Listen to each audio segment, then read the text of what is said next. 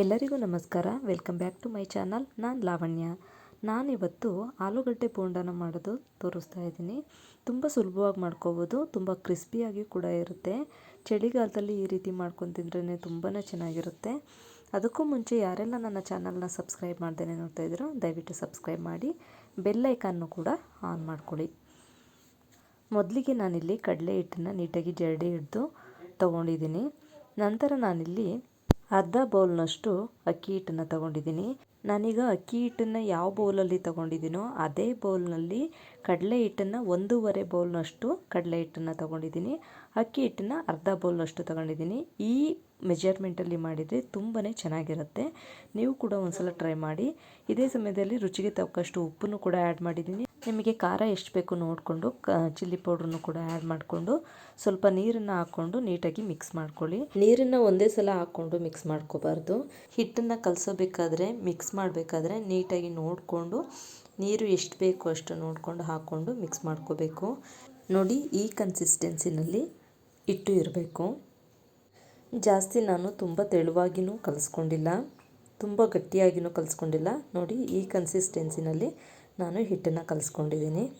ನಂತರ ನಾನಿಲ್ಲಿ ಆಲೂಗಡ್ಡೆನ ಈ ರೀತಿ ಮೇಲ್ಗಡೆ ಸಿಪ್ಪೆ ಎಲ್ಲನೂ ತೆಗೆದುಬಿಟ್ಟು ಒಂದು ಪಾತ್ರೆಯಲ್ಲಿ ನೀರು ತೊಗೊಂಡು ಆ ಪಾತ್ರೆ ಒಳಗಡೆ ನಾನು ಹೆರೆದಿಟ್ಕೊಂಡಿರೋ ಅಂಥ ಆಲೂಗಡ್ಡೆನೆಲ್ಲ ಅದರೊಳಗಡೆ ಹಾಕ್ತಾಯಿದ್ದೀನಿ.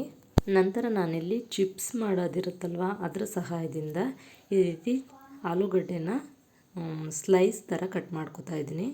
ಈ ರೀತಿ ಚೆನ್ನಾಗಿ ಸ್ಲೈಸ್ ಥರ ಕಟ್ ಮಾಡ್ಕೊಳೋದ್ರಿಂದ ಆಲೂಗಡ್ಡೆ ಬೇಗನೆ ಒಳಗಡೆ ಬೇಯೋಕ್ಕೂ ಸಹಾಯ ಆಗುತ್ತೆ. ತುಂಬ ದಪ್ಪನೂ ಇರಬಾರ್ದು. ನೋಡಿ, ಈ ರೀತಿ ಕಟ್ ಮಾಡ್ಕೋಬೇಕು. ನಂತರ ನಾನಿಲ್ಲಿ ಸ್ಟವ್ನ ಆನ್ ಮಾಡಿ ಎಣ್ಣೆನ ಕಾಯಕ್ಕೆ ಇಡ್ತಾ ಇದ್ದೀನಿ. ಅದಕ್ಕೂ ಮುಂಚೆ ನಾನಿಲ್ಲಿ ಕಡಲೆ ಹಿಟ್ಟನ್ನು ಮೊದಲೇ ಕಲಸಿಟ್ಕೊಂಡಿದ್ದೆ ಅಲ್ವಾ, ಅದಕ್ಕೆ ನಾನಿಲ್ಲಿ ಸೋಡಾ ಪುಡಿನ ಆ್ಯಡ್ ಮಾಡಿರಲಿಲ್ಲ. ಈ ಸಮಯದಲ್ಲಿ ನಾನು ಸ್ವಲ್ಪ ಸೋಡಾ ಪುಡಿನೂ ಆ್ಯಡ್ ಮಾಡಿ ನೀಟಾಗಿ ಈ ರೀತಿ ಕಲಿಸ್ಕೊತಾ ಇದ್ದೀನಿ. ಈ ರೀತಿ ಕಲಿಸ್ಕೊಂಡು ಒಂದೊಂದೇ ಆಲೂಗಡ್ಡೆ ಸ್ಲೈಸ್ನ ಇದಕ್ಕೆ ಹಾಕ್ಕೊಂಡು ಎಣ್ಣೆ ಕಾದ ನಂತರ ಎಣ್ಣೆ ಒಳಗಡೆ ಒಂದೊಂದೇ ಆಲೂಗಡ್ಡೆ ಬಜ್ಜಿನ ಬಿಡ್ತಾ ಹೋಗಬೇಕು. ಎಣ್ಣೆ ಚೆನ್ನಾಗಿ ಕಾದಿರಬೇಕು. ಎಣ್ಣೆ ಕಾಯ್ದಿಲ್ಲ ಅಂತ ಅಂದರೆ ಬಜ್ಜಿ ಚೆನ್ನಾಗಿ ಬರೋಲ್ಲ. ಮೊದಲಿಗೆ ನಾವು ಎಣ್ಣೆನ ಚೆನ್ನಾಗಿ ಕಾಯಿಸ್ಕೊಂಡು ಆಮೇಲೆ ಬಜ್ಜಿನ ಬಿಡಬೇಕು.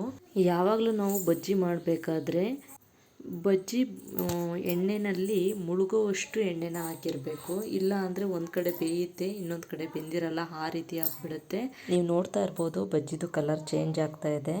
ಈ ರೀತಿ ಕಡಿಮೆ ಫ್ಲೇಮಲ್ಲೇ ಬೇಯಿಸ್ಕೋಬೇಕು. ಇಲ್ಲ ಅಂದರೆ ಆಲೂಗಡ್ಡೆ ಒಳಗಡೆ ಬೆಂದಿರಲ್ಲ. ಹೈ ಫ್ಲೇಮಲ್ಲಿ ನಾವು ಜಾಸ್ತಿ ಬೇಯಿಸೋಕೆ ಹೋದರೆ ಮೇಲ್ಗಡೆ ಕಲರ್ ಚೇಂಜ್ ಆಗುತ್ತೆ, ಬಟ್ ಒಳಗಡೆ ಆಲೂಗಡ್ಡೆ ಬೇಯಲ್ಲ.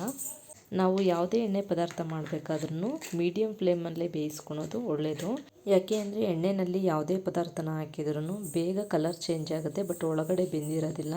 ಈ ಕಾರಣಕ್ಕೋಸ್ಕರ ನಾವು ಮೀಡಿಯಮ್ ಫ್ಲೇಮ್ನಲ್ಲೇ ಬೇಯಿಸೋದು ಒಳ್ಳೆಯದು. ನೀವು ನೋಡ್ತಾ ಇರ್ಬೋದು ಆಲೂಗಡ್ಡೆ ಬಜ್ಜಿದು ಕಲರು ಕೂಡ ಚೇಂಜ್ ಆಗ್ತಾ ಇದೆ. ಒಂದು 5 ನಿಮಿಷ ಈ ರೀತಿ ಬೇಯಿಸ್ಕೊಂಡ್ರೆ ಸಾಕು. ಈಗ ಆಲೂಗಡ್ಡೆ ಬಜ್ಜಿ ರೆಡಿಯಾಗಿದೆ.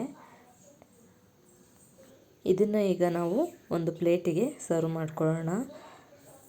ನೀವು ನೋಡ್ತಾ ಇರ್ಬೋದು ಎಷ್ಟು ಕ್ರಿಸ್ಪಿಯಾಗಿ ಆಲೂಗಡ್ಡೆ ಬೋಂಡ ಬಂದಿದೆ ಅಂತ.